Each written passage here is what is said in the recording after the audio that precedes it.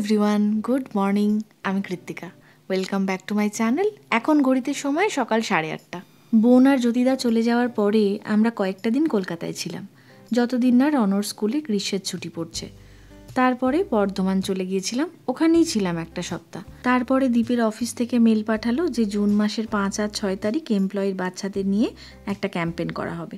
তো সেই ডেট বুঝে আমরা 2 দিন আগেই চলে এসেছি কলকাতা, এবং এই 2 দিন পেরিয়ে যাওয়ার পরে আমরা আবার বর্ধমান চলে যাব। এইবারে বাড়ি থেকে আসার সময় কারিপাতা আর লঙ্কা গাছের বীজ এনেছিলাম।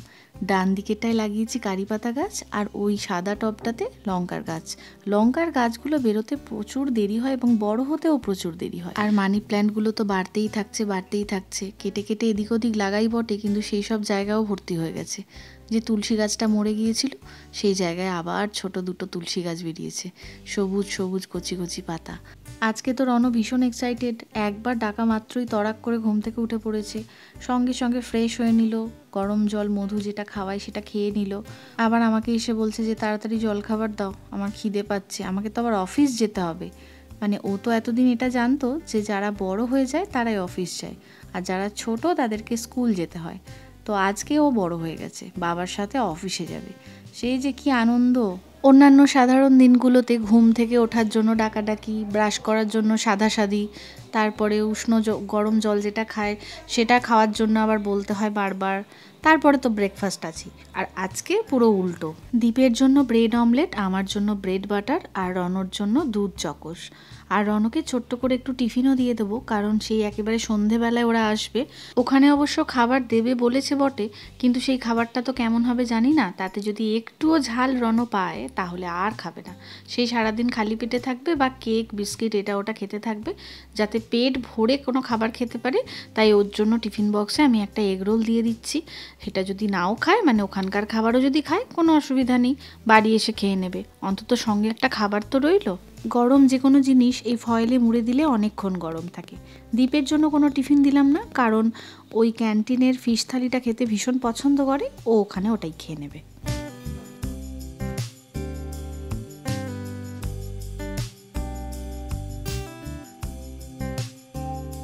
দীপ আবার এই গুড ডে বিস্কুটটা খেতে এত ভালোবাসে, কোনোদিন ব্রেকফাস্টে যদি এটা ধরিয়ে দিই ওর মুখটা একদম ঝলমল করে ওঠে। আর রনও নিজে নিজে চান করে চলে এসেছে চুল আঁচড়ে, এবং জামাটা নিজের পছন্দেই পরেছে। এমনিতেই খাওয়ার সময় জামায় ফেলে, তাই এখন এটাই থাক, বেরোবার সময় একেবারে ড্রেস পরিয়ে দেবো। আজকে লক্ষ্মীদি কী কী কাটবে সেগুলোকে ঠিক করে দিচ্ছিলাম। আজকে তো তেমন কিছু রান্না করব না, দুপুরবেলা তো আমি একাই খাবো। রাত্রে ভেবেছি একটু আতপ চালের ভাত, আলু ভাজা, ডিম ভাজা করব। তো সেই জন্য একটু আলু পেঁয়াজ কাটতে বললাম, আর দুপুরবেলাতেও আমি ওই সিদ্ধ ভাত খেয়ে নেব। এবার ওদের বেরোনোর সময় হয়ে যাচ্ছে, লক্ষ্মীদি কাজ টাজ করে চলে গেছে। একটায় জল এবং একটায় ফলের রস দিয়েছি। টিফিনে কি দিয়েছি সেটা তো আগেই দেখিয়েছি। আর একটা ওয়েট টিস্যুর প্যাকেটও দিয়ে দিলাম। সারা দিনের ব্যাপার, দীপ যে কী করবে ওকে নিয়ে জানি না। আর আজকে তো দীপের ছুটি নেই, ওকে কাজও করতে হবে, একসাথে কাজ করবে আবার রনকেও সামলাবে। যাই হোক, আমার অত ভেবে লাভ নেই। এবার বাবা ছেলে বেরিয়ে যাচ্ছে, এখন আমি শান্তিতে কিছুক্ষণ নিজের জন্য কাটাবো।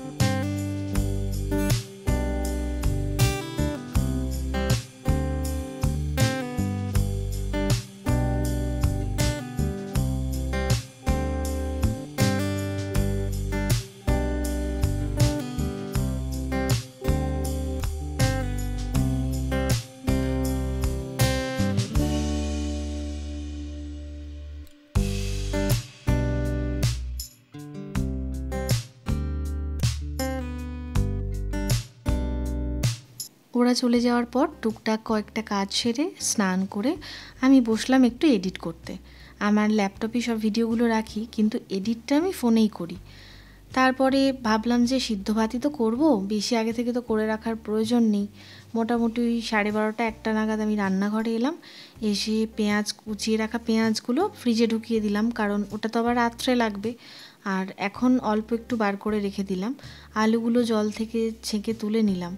তারপরে ভাবছিলাম যে কি করা যায়, আলু সিদ্ধ ভাত করব না আলু ভাজা ভাত খাবো না কি। তারপর এইসব অনেক ভেবেচিন্তে দেখলাম যে না, আজকে আর বাড়িতে রান্না করব না। ওরাও বাইরে খাচ্ছে, আমিও বাইরে থেকে অর্ডারটা করেই ফেলি। তাই ঘরে এসে জোম্যাটোতে অর্ডার দিয়ে ফেললাম আমার ফেভারিট নুডলস। এটা আমার এতটাই প্রিয় একটা খাবার, সকাল বিকেল সন্ধে যখনই পাবো তখনই খুশি মনে খাবো। তো চলে এসছে আমার অর্ডার। চলো এবার খাওয়া দাওয়া করি, এবং খেতে খেতে অবশ্যই একটা সিনেমা দেখব। সিনেমা হল ছাড়া বাড়িতে বসে একটা গোটা সিনেমা দেখার সৌভাগ্য বহুযুগ হয়নি। কারণ একটা সিনেমা কিছু দূর দেখার পর রনর সাথে হয় খেলতে চলে যাই, না হলে রনকে পড়াতে বসাই, না হলে অন্য কাজে মেতে যাই। তারপরের অংশটা যে আবার কবে দেখেছি সেটা আর মনে পড়ে না। ততদিনে হয়তো প্রথমের অংশটা ভুলেও গেছি। তাই আজকে একটা গোটা সিনেমা আমি বসে বসে দেখব। বাবারে, এত নুডলস তো আমি একেবারে খেতে পারবো না। একটু রাখা থাক, ওরা সন্ধেবেলা এলে সেরম হলে ওদেরকে দিয়ে দেবো।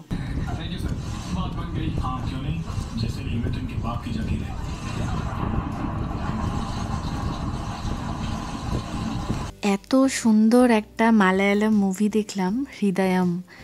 অনেক দিন ধরে ইচ্ছা ছিল এটা দেখবো, কিন্তু সেটা আর হচ্ছিল না। যাকে আর সিনেমা দেখে ঘুমিয়ে গেছি। তারপরে উঠে দেখলাম সন্ধে হয়ে গেছে এবং বৃষ্টিও নেমেছে। চলো এবারে একটু রান্নাবান্নার দিকে মন দিই, ওরা তো চলে আসবে একটু পরে। এইবার একটু একটু বোর হতে শুরু করেছি। এই রকম যদি পরপর 3-4 দিন থাকতে হয় তাহলে তো হাঁপিয়েই উঠবো। এমনিতেই আমার বাড়িতে একা থাকতে বেশ ভয় লাগে, তারপরে আবার এখন সন্ধে হয়ে গেছে, কখন যে এরা আসবে। বিয়ের পর যখন প্রথম ব্যাঙ্গালোর গেলাম, দীপ যেদিন অফিস যেত অনেক রাত হতো ফিরতে, তো সন্ধ্যের পর থেকেই আমি সব টিভি, ফ্যান, পাখা সব চালিয়ে রাখতাম, যেন মনে হতো ঘরে বোধহয় অনেকজন আছে। এই রকমই একদিন দুপুরবেলা টিভি দেখতে দেখতে কারেন্ট চলে গেছে, তো আমি সোফাতেই ঘুমিয়ে পড়েছি। তারপরে হঠাৎ দেখি কে কথা বলছে, আমি তো ভীষণ ভয় পেয়ে গেছি। তারপরে ঘুম থেকে উঠে দেখি ও বাবা, কারেন্ট চলে এসছে, তাই টিভি চলছে। এইটা নিয়ে দীপ যে কতদিন আমাকে রাগিয়েছে তার ঠিক ঠিকানা নেই। চলে এসেছে মহারাজ, এবার দেখি শুনি কি হলো আজকে সারাদিনে। গাড়িতে আস্তে আস্তে ঘুমিয়ে গিয়েছিল, তার রেশ এখনো কাটেনি, ওই জন্য এসেই সোফায় গড়াগড়ি খাচ্ছে।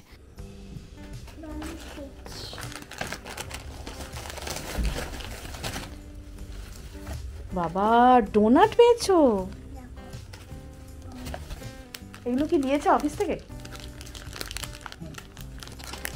দেখো, এটা তুমি আর আমি খাবো। হাতটা ধুতে হবে, হাতটা ধুতে হবে। চলো হাতটা ধুয়ে আসি, তারপর খাবে। হ্যাঁ, ছুটলো হাত ধুতে।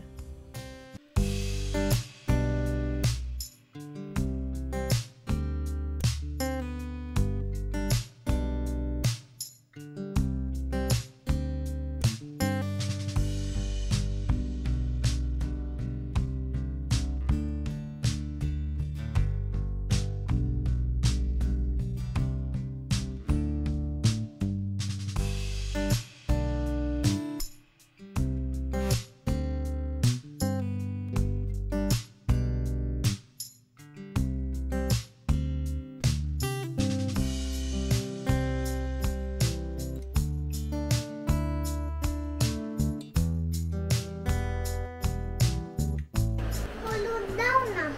কি দেবো? হলুদ। হলুদ দেবো, আচ্ছা।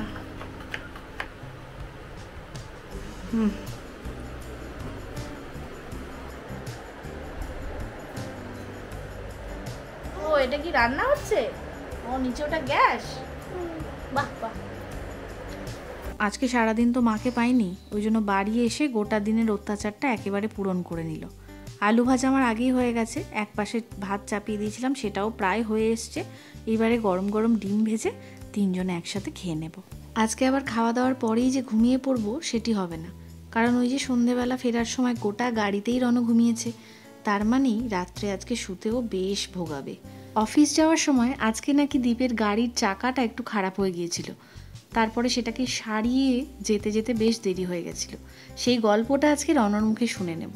তো আজকে আমি ব্লগটা এখানেই শেষ করছি, মানে আমার বক শেষ করছি, তারপরে শুনে নেব রনর মুখে আজকের গল্প।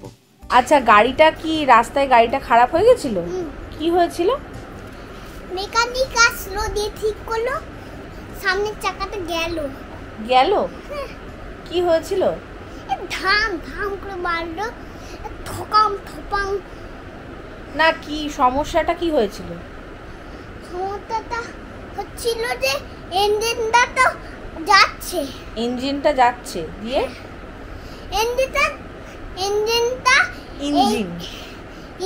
ইঞ্জিনটা এইদিকে চলে এসছে, ওই চলছে না। দিয়ে গেলাম অফিসে, দিয়ে কাজ করলাম। তুমি অফিসে কাজ করলে বাবার মতো? না, ওই একটা আঙ্কেল ছিল, ওখানে পেন্টিং করলাম ওই ল্যাপটপে। দারুণ ল্যাপটপ। তারপর দিয়ে খেলাম। কি খেলে?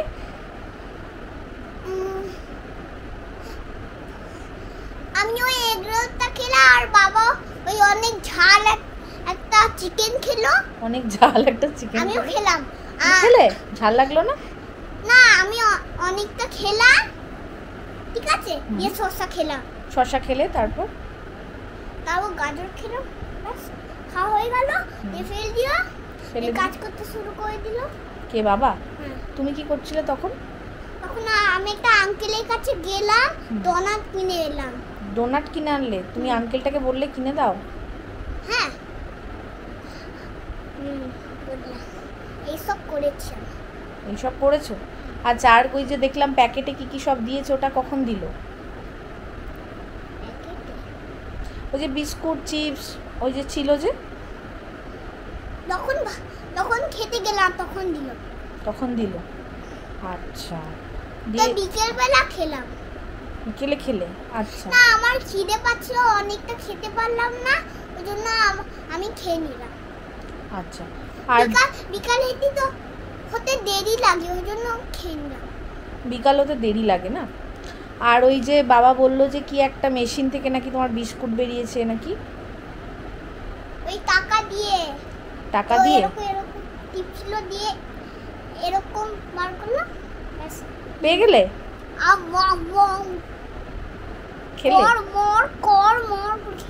কড়মড় করে খেলে?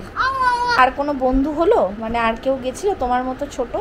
হ্যাঁ, গেছিল। তাদের সাথে কথা বলেছো? ভুলে গেছো কথা বলতে?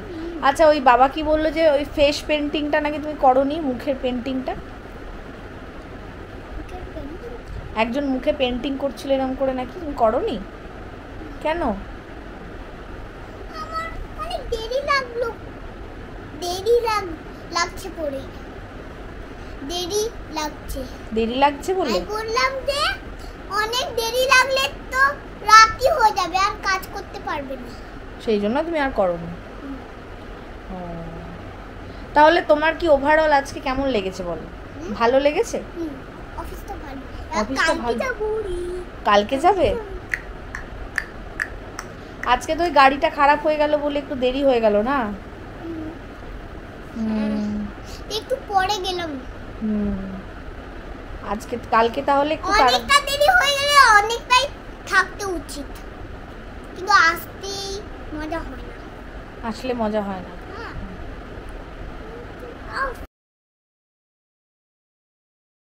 এখনও ওর ঘুম নেই, প্রায় 11টা 11:30 বাজতে চললো। কালকে সকালে উঠে তো আবার যাওয়া আছে, কি করবে কে জানে।